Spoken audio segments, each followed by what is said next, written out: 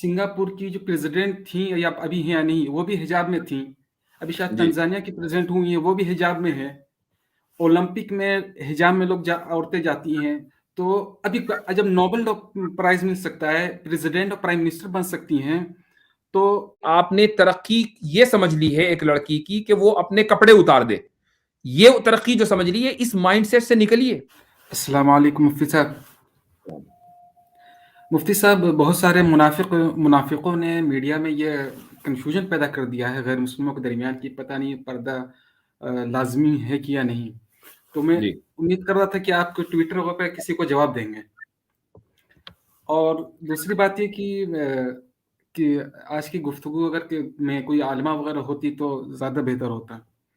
और मैं कुछ कुछ और चीज़ें जो जो मुझे लगा शायद वो ज़िक्र होनी चाहिए थी, वो हम्म ये थी कि हम जो भी अमल करते हैं, पहली बात है इस्लाम जो है फितरी मज़हब है।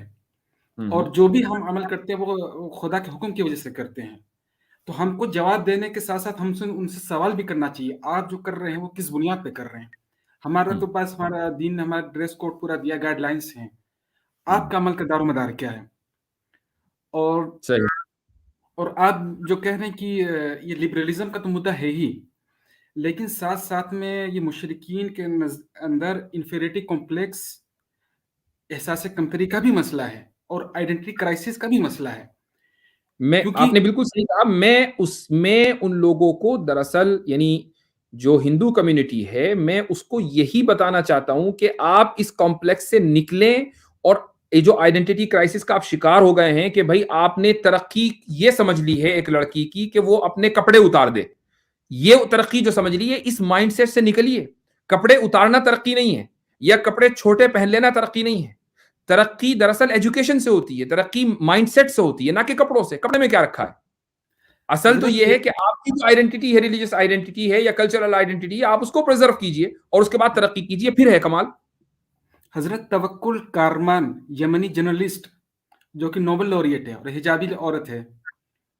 और सिंगापुर की जो प्रेसिडेंट थी या अभी हैं या नहीं, वो भी हिजाब में थी। अभी शायद जी तंजानिया की प्रेसिडेंट हुई हैं, वो भी हिजाब में है। ओलंपिक में हिजाब में औरतें जाती हैं, as a athlete, as a referee. Indian ex Muslim Sahil का कमेंट में देख रहा हूं, आप आना चाहेंगे साहिल तो आप आ सकते हैं। मोस्ट वेलकम जी। तो अभी जब नोबेल प्राइज मिल सकता है, प्रेसिडेंट और प्राइम मिनिस्टर बन सकती हैं, तो सवाल क्या रह जाता है? तो जी हज़रत हाँ। बात यही कि ये मुझे जो लग रहा है कि जो मुशरिकीन हैं, इनके अंदर आइडेंटिटी क्राइसिस है कि भई हिजाब में एक औरत जा रही है, एक लड़की दिख रही है, तो वो पूरा अपने मज़हब को जो है कि एक वो दाइया भी एक तरह से है। जी अब जी ये अपनी औरतों से क्या करें भाई? तो उनके अपना अपना कुछ आइडेंटिटी दिखा नहीं पाते हैं, तो उनको सामने जलन भी होती है। तो इनको पीछे से थोड़ा सहारा लिबरल्स से मिल जाता है। अब मैं वही कह रहा हूं कि उनको ये लगता है कि इस्लाम के खिलाफ जो बात करेगा वो हमारा दोस्त है। ये इस जी। माइंडसेट से निकलना बहुत जरूरी है, क्योंकि जो इस मौजू पर, खुसूसन जो हिजाब का मौजू है, जो लोग इस्लाम के खिलाफ बात कर रहे हैं वो दरअसल जितने भी कल्चर्स हैं, एंशियंट या पुराने कल्चर्स, उनके खिलाफ बात कर रहे हैं। लिबरलिज्म कल्चर्स को डिस्ट्रॉय करने के लिए आया है। ये पॉइंट समझना बहुत जरूरी है। जी, जी। बात है कि वो सेफ्रॉन शॉल लेकर आ रहे हैं, यही तो इन्फीरियरिटी कॉम्प्लेक्स दिख रहा है उनका। एग्जैक्टली, क्योंकि सेफ्रॉन शॉल का कोई रिलीजियस आइडेंटिटी से ताल्लुक नहीं है, वो किसी स्क्रिप्चर में नहीं है। यानी अगर लड़कियां वहां उन कॉलेजेस में ये कहती कि हम घूंघट निकाल कर आएंगे, तो हम समझेंगे कि हाँ भाई आपने अपने मजहब के ऊपर अमल किया है। बजाय इसके कि लड़कियां घूंघट निकालें, लड़के शॉल पहनकर आ गए। ये कितनी कितनी अजीब बात है ये। जी हज़रत, एक और बात मैं उम्मीद कर रहा था डिस्कस होनी चाहिए थी कि ईमान की 70 से ज़्यादा शाखें हैं, उनमें से एक हया भी है। जी वजाअत इहदाहुमा तमशी अला इस्तिहया, जी। इस तरह से अल्लाह ताला ने ज़िक्र किया शुएब अलैहिस्सलाम की लड़कियों का। हम्म और मरियम अलैहिस्सलाम का जब ज़िक्र आया तो कहा कि या उख्ता हारून मा कान अबूकी इम्रअ सऊ व मा कानत उम्मुकी बग़िय्या। हम्म तो शर्म और हया तो मर्द के लिए भी है और औरत के लिए भी है। अब ये सवाल ये करें कि भाई औरत ही को हिजाब क्यों है? भाई मर्दों के लिए भी गाइडलाइंस हैं लिबास के। और दूसरी बात ये कि अगर पर्दे की बात सिर्फ औरतों के लिए है, तो ये सवाल ये किया जाएगा कि भाई औरत को ये फिजियोलॉजी अलग क्यों है, बायोलॉजिकली साइकोलॉजी अलग क्यों है? बात ये भी तो आ सकती है। हम्म तो हजरत, सवाल मैं छोटा था तो स्कूल में मैं सनाउल्लाह साहब के मतलब स्कूल में पढ़ा हुआ हूँ। तो वो बार बार वो चूंकि वो फातिह फ्रांस है, वो तो फ्रांस के में पर्दे का इशू था, तो वो मुझसे उस वक्त उन्होंने बता दिया था कि बात असल में ये है कि औरतें ज्यादा इस्लाम कबूल कर रही हैं, हम्म। तो ये औरतों के मसाले लेकर आते हैं।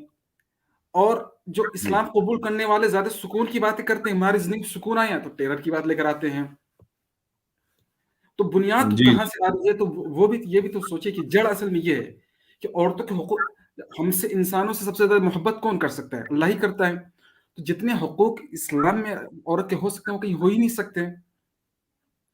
तो बात है कि बात फेमिनिज्म की बुनियाद ये है कि बैल वो काम करे, वो गाय वो काम करे जो बैल करता है, लेकिन ये कोई डिमांड नहीं करता कि बैल भी जो बच्चा दे और दूध दे। हाँ, सही, सही। यहाँ जैसे ही बायोलॉजी की और साइकोलॉजी की बात आती है, एकदम ये लोग कन्नी काट जाते हैं, क्योंकि वहाँ उनका बस नहीं चलता।